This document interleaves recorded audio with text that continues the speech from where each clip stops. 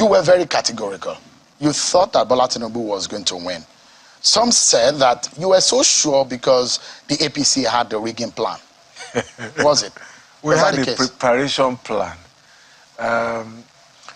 I challenge our opponents to show me what they did with regards to preparation. I think the Nigerian public saw some snippets of what our situation room looked like. Which other party had that kind of situation room? So we had it in 2015, we had it in 2019. I headed it in 2019, and I had the privilege to head it again in 2023. But behind what I headed was a lot of young people, and it was driven by young people. So they just pushed me in front as the leader, go and take the credit. But all of the work was done by young people, using data, using maps, following up, calling agents, training agents. We trained 2,000 agents.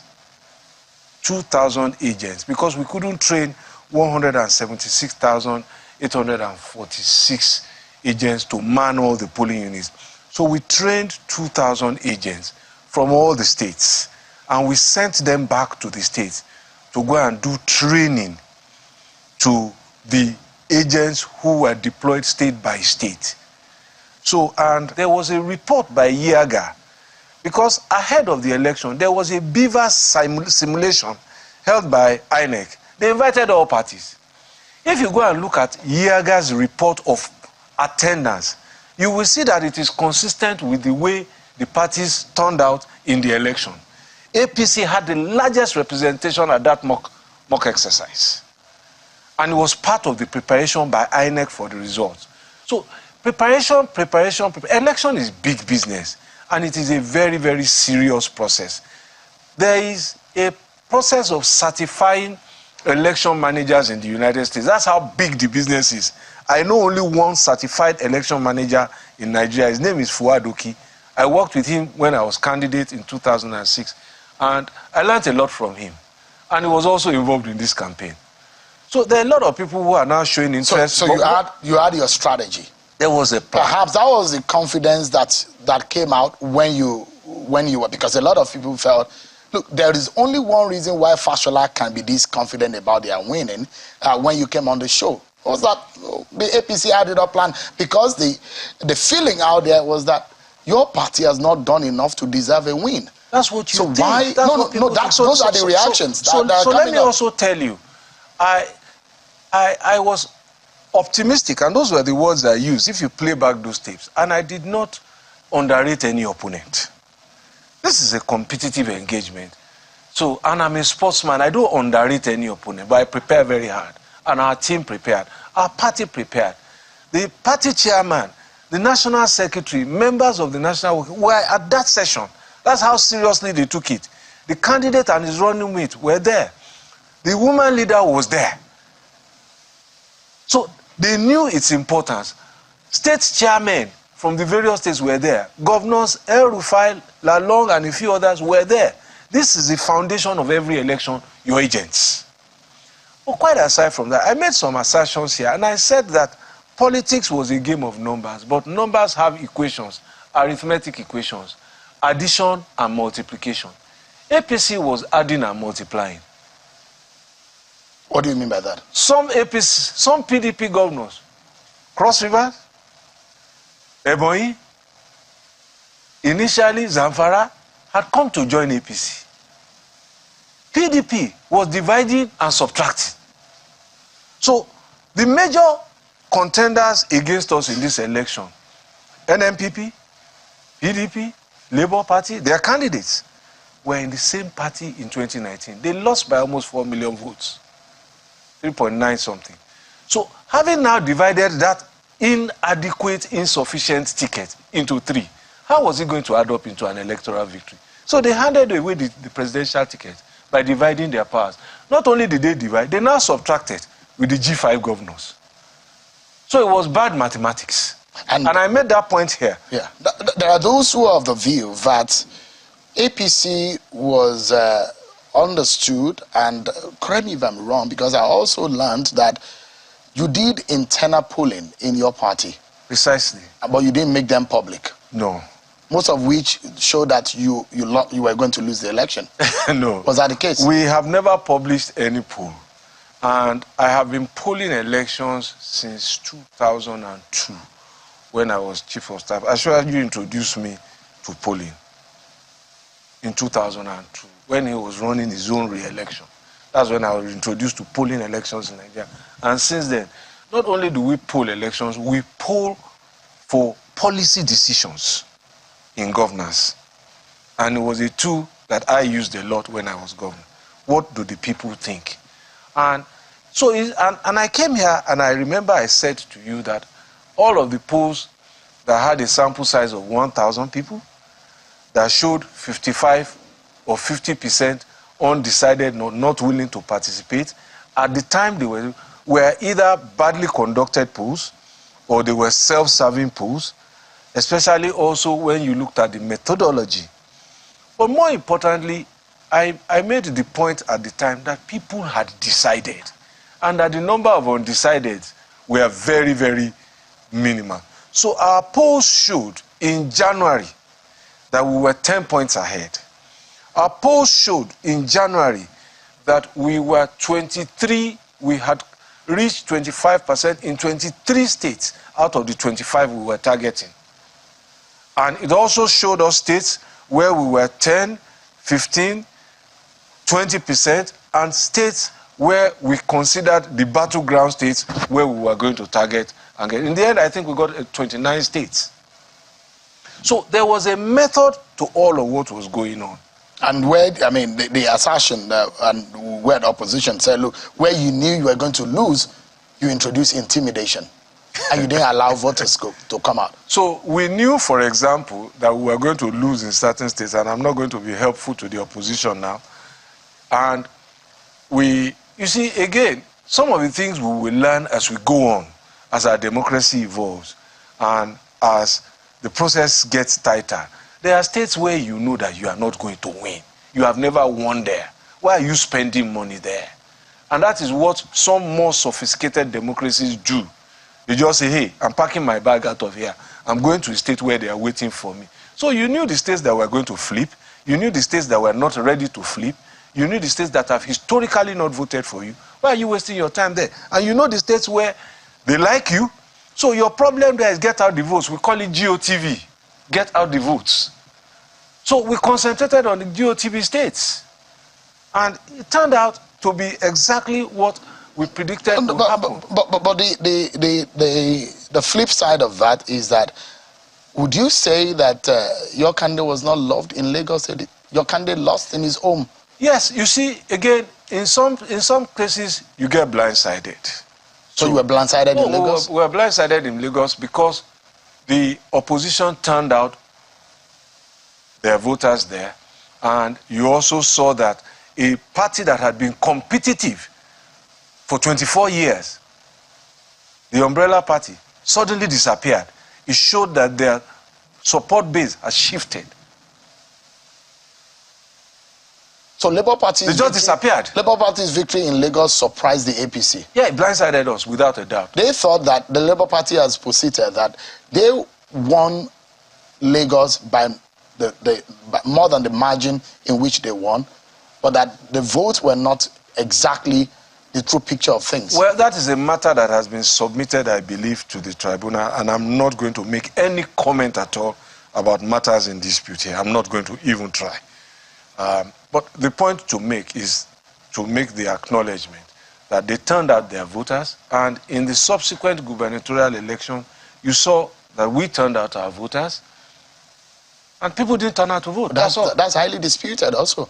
Well, because of the kind of violence and I know what happened in my polling unit in the presidential election, and the alleged intimidation of voters that came up there by a smaller margin, and the margin was larger in the gubernatorial election. And my polling unit was one of the most covered polling units in terms of press corps and press presence, and not one iota of violence was recorded in my polling unit. But you know that there were a lot of violence in Lagos. Well, what has been now being popular as Lagos was the headquarters of voter intimidation and tribal and religious ethnic division in that election? So let's take them one by one.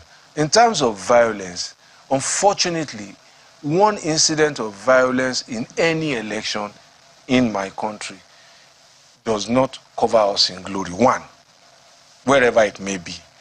But that said, when you look at the incidents of violence, the number of polling units that were disrupted, they pale into insignificance compared to what you have seen in elections in the past. This was the incident.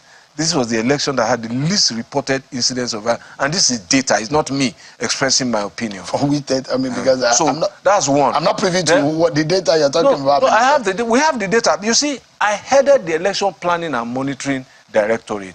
So it's not only this election's results. We are the last directorate to shut down because we are going to report to the party what happened, the collation of all the work that all directorates did. We've written our report, as we did in 2019. Our report was titled 49 in 2019. This year's report is titled Delivering the Win. So the report is ready. So it's data-based. So I'm coming here just to tell you data what happened. So, but that's as far as numbers go. So we compare year by year. Who were the voters who were with us in 2-3 election cycles before? Have they moved? Have they stayed with us? If they have moved, why did we lose them? This is what we do. Okay? Now, and who are the voters who have just joined us, and why have they joined us? Because they translate ultimately to government policy. So people might be surprised, but there are a lot of people, I tell people that people who drive across our roads, for example, experience the difference in those roads. They will vote for us. They are the construction companies and their workers, the vendors, the subcontractors, the people impacted by Buhari's agri program, the people impacted by a digital economy program, where broadband costs have dropped significantly over the last, compared to 10 years ago. They will vote for us. There are people we haven't reached. They may not vote for us. But in the totality, you will see what has happened. Now, let me go to ethnic and all of this. You see, there is a gaining currency of identity politics globally. And nobody should start trying to hide behind a finger. There's identity politics now all over the world. So people vote and are impacted in making a choice by so many items of stimulus. And it may be my identity, it may be my faith, it may be how you cut your hair, it may be how you wear your tie, it may be how you speak. So many things influence the voter. So you can't wish those things away. But as I've always said, you know my position about religion is a personal thing. Keep it out of the public space. It's your relationship with God. And let's talk about policies, programs, and all of that. Mr. Fashola, are you worried and perhaps disappointed in a Lagos that you governed for 8 years, that there was an election that some people are being referred to as aliens and non-indigens and non-indigens of Lagos, and therefore shut out and not allowed to vote? These allegations, if confirmed and based on the report and what we covered and we saw on the ground, how disappointed are you about that scenario in Lagos State? I have told you before that the elections that I love to see are elections that are carnivals, that are festival of ideas, debates, and our colors. Those are the elections I love to see. We saw some of them in the primaries of the different parties. We saw you were there, your crew was there, and we need to see more of that.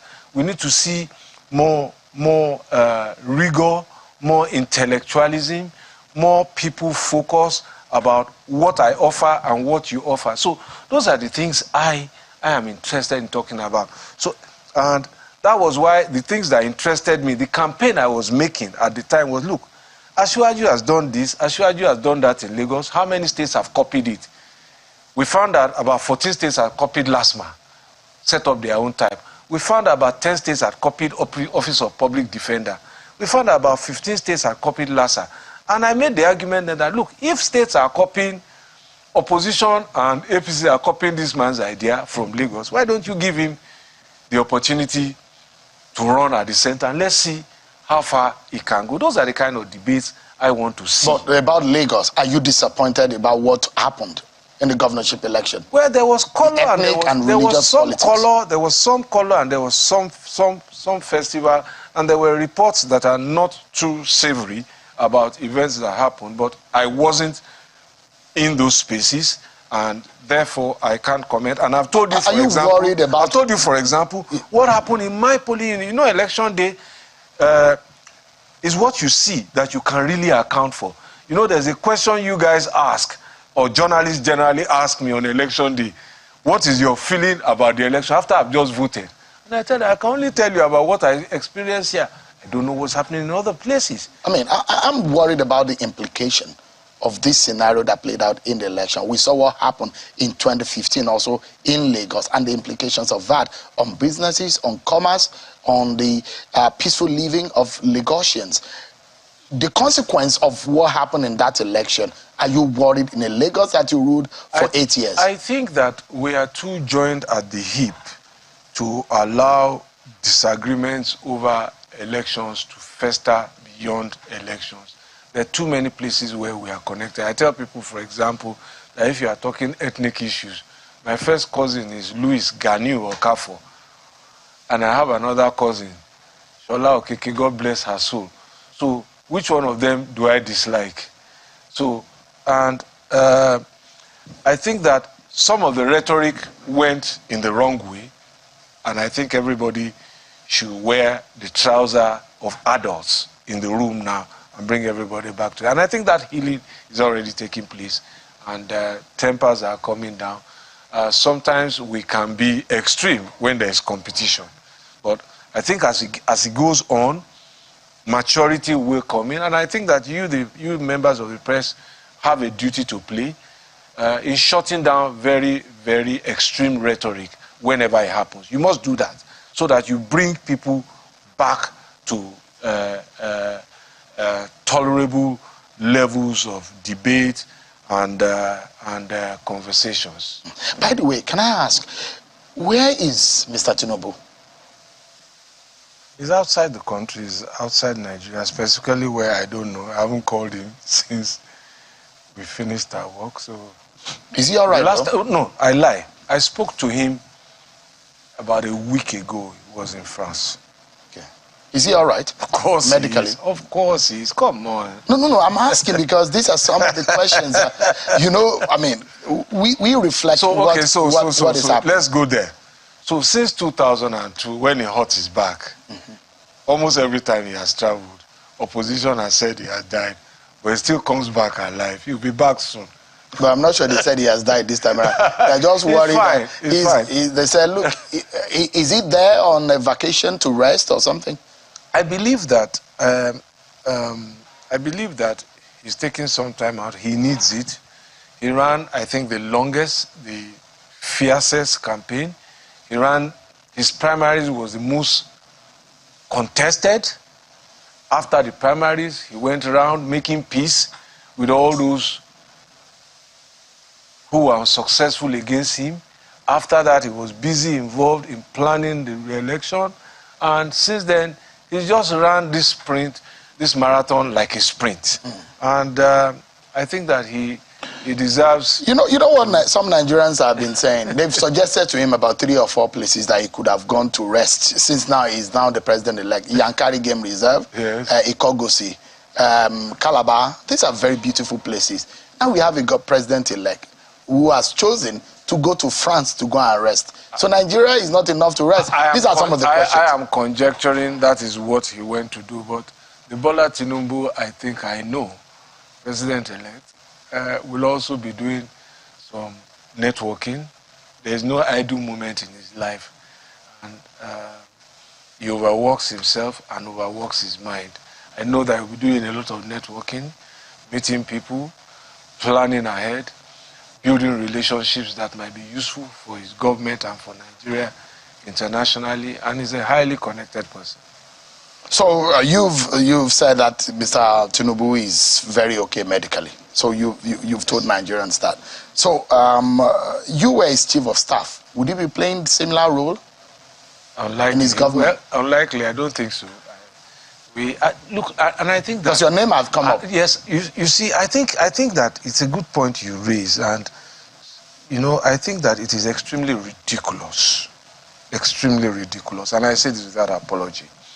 To begin to choose offices for the nation that represents the largest black race in the world on social media. It ridicules us, and we should stop it. I think we have elected a president. Let us wait for him to be sworn in, and let us respect the privilege that he has and the prerogative he has to constitute his team. I think no serious nation does what some rascals are doing on social media. Why is the man you were his chief of staff, I mean, he has so much of controversy around him. And I'm hoping that you might be able to clear the air. There are controversies about his age, his true age, controversies about his true educational status, controversy about his name. In fact, there are controversies about whether or not he has dual citizenship, controversies about his past life in the United States. Can you clear the air about this man? I think that makes it the more interesting. And I think those issues have been ventilated sufficiently. You know what the Nigerian people have decided? Those issues don't matter. That's what they have said by this vote. And in making that choice, the only thing I can say to you is that every time it got more difficult, I used to tell people this was his path to success. There was no easy way. There's no easy day for him. The more difficult it gets, then you can be sure it's a sure juice. And I think that for somebody who has faced all of these obstacles, I keep referring to when he was... I remember when he wanted to be governor. You may or may not recall, for 3 days after the primaries, we couldn't find the state party chairman, the returning officer for the election. And Lagos was in suspense for 3 days until they found the returning officer. And that's the Ashwaju story. But does he really have a dual citizenship? That's the Ashwaju story now. And, you know, so the more difficult it gets, the more it brings out the best in him. And for me, I think that now that all of these hurdles have been surmounted, maybe there's a divine purpose to it. Maybe perhaps, just perhaps, this is where Nigeria begins to turn in the most positive way forever. Because sometimes this is just what it takes. Because governance is not about sainthood. It is about efficiency. It is about performance. It is about delivery. So Bola Tinubu is not a saint? I am not. I doubt that you are. No, I am not a saint. I mean, so, if you're a saint, you should be never by now. At the end of the day, for anybody that will be Nigeria's president, issues of character, issue of consistency in the person's life. Why does he have so much controversy? And the third time I'm asking, does he have a dual citizenship? Character is important. Character is relevant. You know, I tell people, when you read the story about Abraham Lincoln and how he got the bill that ended slavery passed, if you read the process, you will not take the result. Go and read it. So, but it was about doing a good thing at the time. And I'm not saying anything, so nobody should read innuendos to what I'm saying. But all I'm trying to say is that governance is about getting the results. The process is important. No matter who the person is. The process can be important. Let me put it that way. But sometimes the people you impact, and there is a level of integrity beyond which you should never compromise anyway. So those are issues that are settled because they are value issues. Societies are built on them. So I should not be misunderstood. But again, you must understand that we must not be looking for saints. So all of the accusations that have been leveled against him have been either unproven or there was no evidence offered in support of them. But they have run along for a while. I know one of them. Which is? So they said that he owned the Oriental Hotel. Does he?